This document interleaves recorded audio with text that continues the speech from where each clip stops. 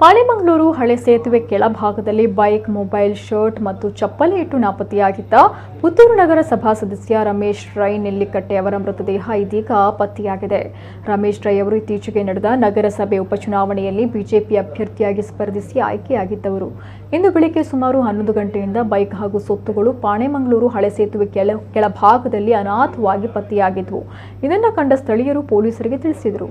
ಸ್ಥಳದಲ್ಲಿ ಸಿಕ್ಕಿದ ಮೊಬೈಲ್ನಿಂದ ನಂಬರ್ ಪಡೆದು ಫೋನ್ ಮಾಡಿದಾಗ ಇದು ಪುತ್ತೂರು ರಮೇಶ್ ರೈ ಅವರದ್ದು ಅಂತ ತಿಳಿದು ಬಂದಿತ್ತು. ಪ್ರಕರಣ ದಾಖಲಿಸಿರುವ ಪೊಲೀಸರು ತನಿಖೆ ನಡೆಸ್ತಾ ಇದ್ದಾರೆ.